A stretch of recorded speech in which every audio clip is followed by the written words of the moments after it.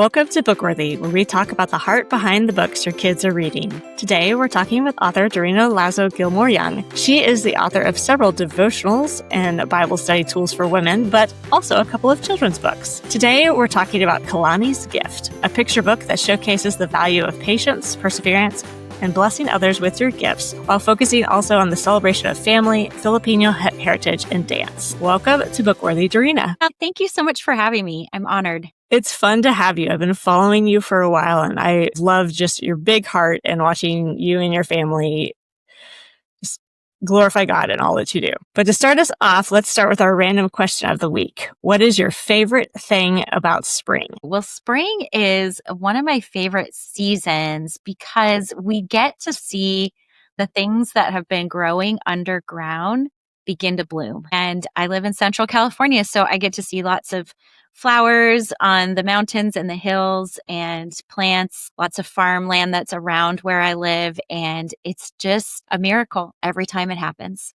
It seems to surprise us that those pops of color after months of not so much. It really is always a surprise and a joy for certain. Well, tell us a little bit about your children's book, Kalani's Gift. Yeah, this is so fun. This is a project actually that I worked on years ago. My first illustrated children's book that was published was called Cora Cook's Pancit. And this was about a little Filipino girl who was learning how to make a noodle dish. And it's a bit about Filipino family and history and culture.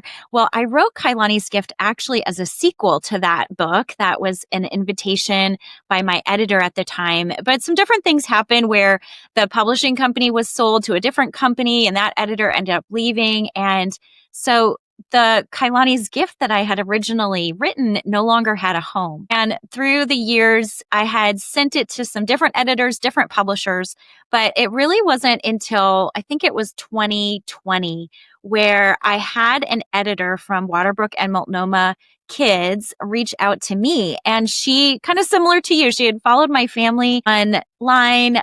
She loved seeing some of the multicultural things that we do and, ways that I incorporate that into our family life.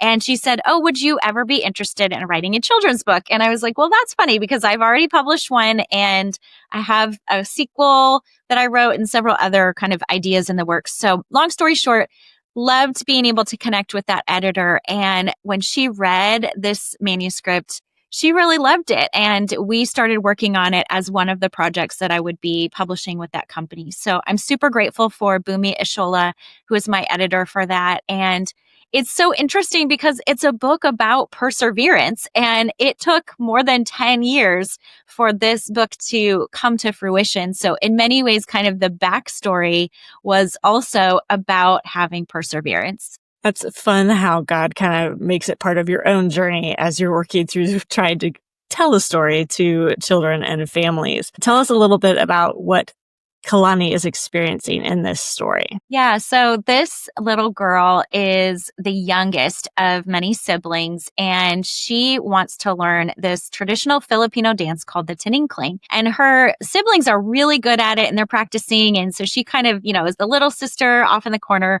who's like, I want to learn. But it turns out it's actually a pretty hard, complicated dance. And so that's why it requires courage and requires perseverance from her.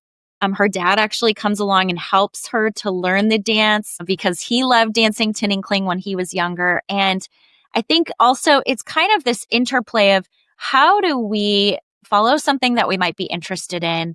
How do we develop our gifts, which maybe we're not good at when we first start? And then how do we bless others with that gift? And so part of the book, which I won't give away all the details, but just to say that Kalani gets to actually bless others with her dancing towards the end of the book. And we see even a little redemption between her and her brother, whereas before her brother was kind of the one teasing her that she wasn't good at dancing. And I love that portion of it because so often I think kids start to give up on something because they think they're not good at it when they start. And it does require perseverance. And it might be the thing that we are actually very talented and gifted at if we put the work in. I love that message because I have a bunch of perfectionists in my own home. And so they rarely will step into something that has piqued their interest because they fear not succeeding in it. And I know that's part of my own story too. And it's amazing if we just take the time to know that even if I'm not the best at it, I could still enjoy the process, enjoy learning. I could still bless others with a talent that I am working and developing on, whether that's dancing or writing or football, whatever that might be for our kids. So I love that message. Now, what do you hope kiddos kind of walk away from Kalani's story with? Well, I do think kind of along with what we were talking about, that I want kids to understand that having perseverance and endurance is something that is a value in all of life, not just for performance, but even, when we're going through hard things, when we're learning something new, like this with the dance, even if we are, having to grow in a certain area, maybe it's in academics or in relationships, that having courage and endurance and perseverance is really important in that. And I think by telling it as a story, it's less kind of hitting kids over the head with like, this is the takeaway or this is the message, and more letting them observe like, okay, well, what did Kalani do to persevere? What are some of those kind of negative scripts that she needed to overcome because she was teased for kind of being clumsy, which actually she's not clumsy. She's just not good at the dance when she starts, and she needs to learn some of the footwork to it. And so for me, storytelling is really this opportunity for us to help teach kids those values, which are values that are in the Bible, but sometimes they're kind of hard to get our arms around if we're just describing them. So a story is such a great way to do that. I love how stories give us a chance to walk in someone else's shoes, to grow in empathy, to experience something that we feel, but in another way, and to actually put words to it or put, mindsets that, are very hard to grasp conceptually. And a story allows a child to walk through those things in a way that seems formulaic, but it's more just that we kind of walk through it just like we would, because we rarely will take steps along the way to process what we're going through as children. But to go through a story and walk through someone else's process allows us to see our own ditches and hardships, in new lights. And I love that. For sure. Now, you are kind of teamed up with several other authors in a cohort to kind of represent different cultures in literature. So can you tell me a little bit about that cohort that you're a part of? Yeah, it's my privilege actually to kind of link arms with other children's book writers. I'm really passionate about telling multicultural stories, but also in promoting and championing my fellow authors who are doing something similar and sharing about their cultures. And I think it's so important, especially for us as believers, Christians, that we recognize that God created diversity. In fact, diversity is God's idea, is one of the things I always say, because if we look in scripture, we see that He is the one who made each of us unique. And if we can celebrate that, again, through stories, because stories are so powerful in teaching us, rather than standing up in front of a classroom of kids and saying, like, we need to appreciate cultures.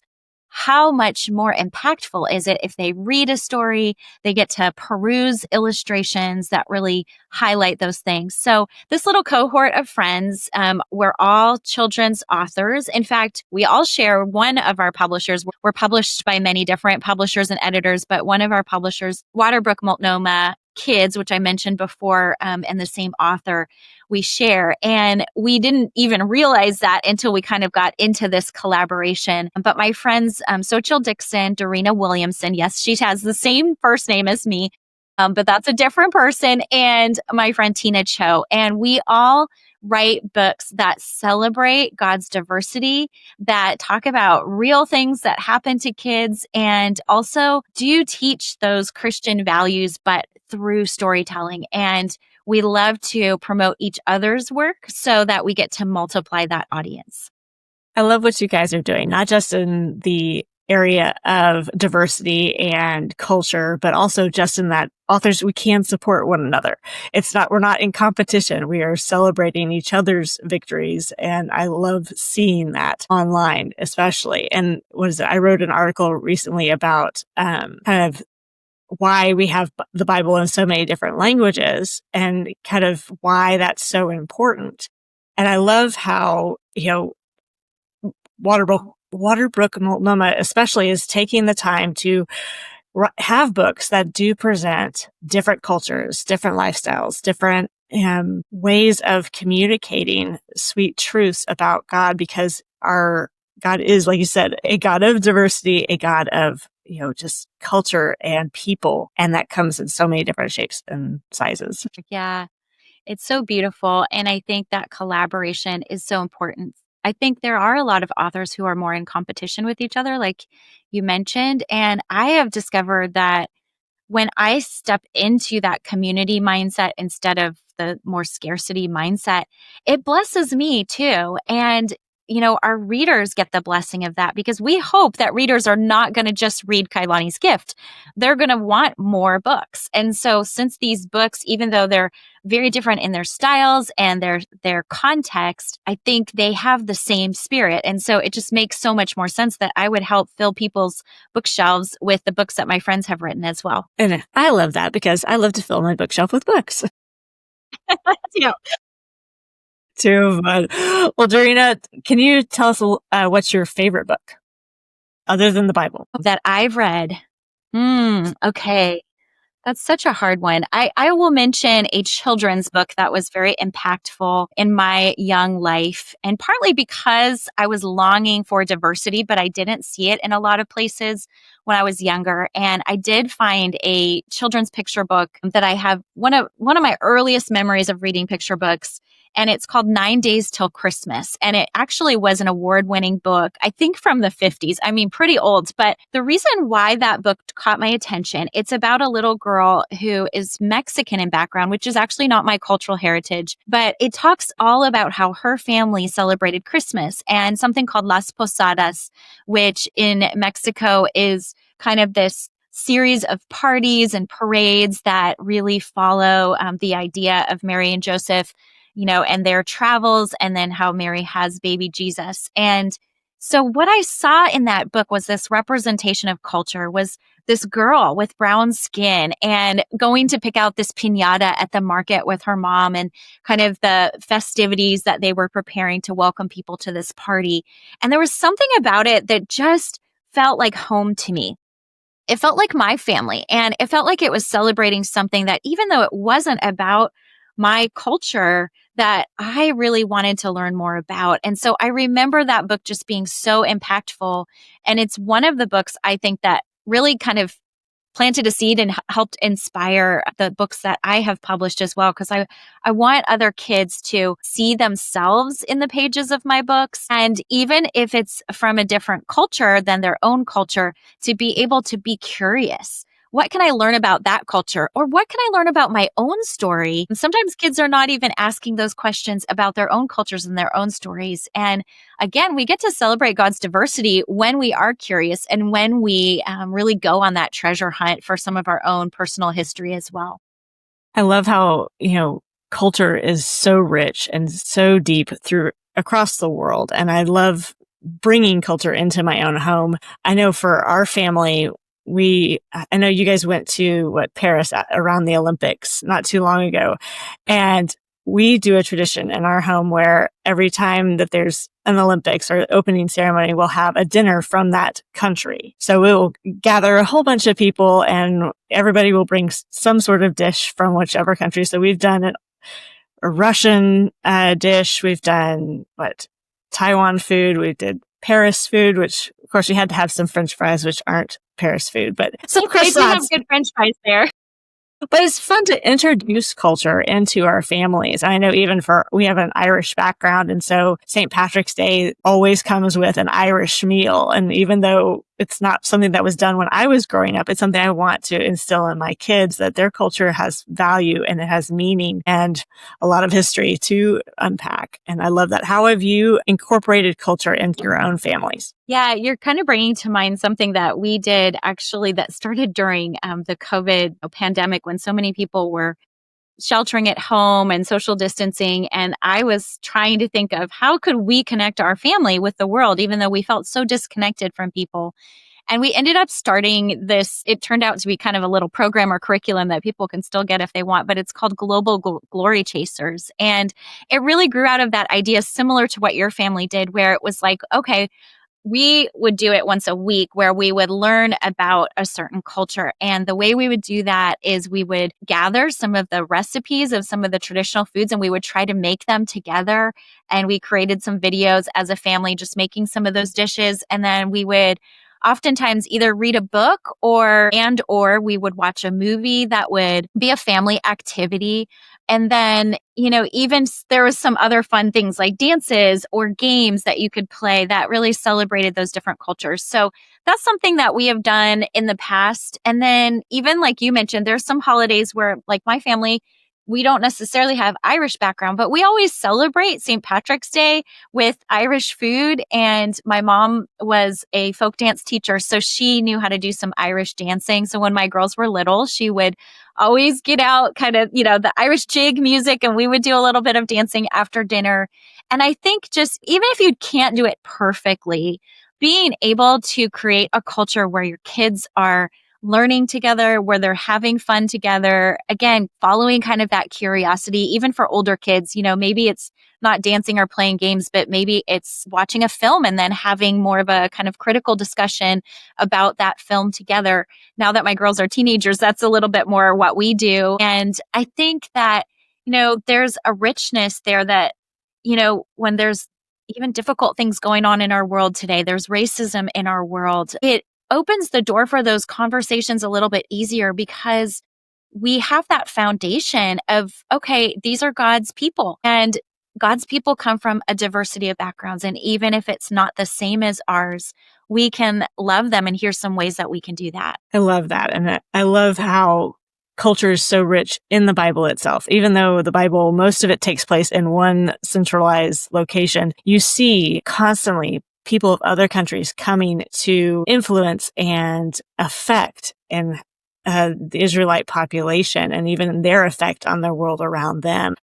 I think I could just talk forever just about how fun it is just to think of all the people of the world celebrating Christ when he comes again and just knowing that everyone will be there of all races and all nations. And it's a beautiful picture. I can't wait to see. Agreed. Oh my goodness. I'm so excited for that feast one day that we're going to have in heaven with all the different types of food. And plenty of dancing, I'm sure. Now, Dorina, did you always want to be an author? You know what? I am one of those kids who, ever since first grade, I wanted to be an author. And I had a wonderful teacher, Mrs. Kaczynski. I remember she had us write our very first creative story. And she encouraged me that one day I was going to be an author. I didn't know what that meant when I was 6 years old and I was writing about unicorns traveling the world. But you know what? She planted a seed in my heart, and it is truly what gave me the perseverance. I mean, now I'm 48, so this is a lot of years that I've been working on this goal of trying to publish books, and it takes perseverance. There's a lot of rejection that happens in publishing, but I'm still so grateful that I had that teacher and that I have pursued this career because I think storytelling is power. And like we mentioned, it's in the Bible. It's really actually what Jesus used to teach and encourage people. Because he just knew what our heart was able to hear. We're not always able to hear, you have done something wrong, but we can hear, what is it? I think Nathan was telling David a story about a shepherd, taking, that was a way for, to point to David himself without pointing a finger and to really stir in his heart. And I love how the Bible does that and just what power stories do have. Now, what can we expect next from you, Dorina? Well, I'm actually working on an interesting project right now. I have written a little bit about our family's grief journey. My first husband died of cancer. And so I'm writing a journal that is for teens who are going through grief. And even if you haven't lost a loved one through death, there's so much grief that is in our world. And I feel like it's something that is really important. It's a hard topic, again, to talk about. I believe that through scripture and through journaling and through stories that there really can be healing. So that's my next project and probably more details to come as far as publishing and dates and all of that.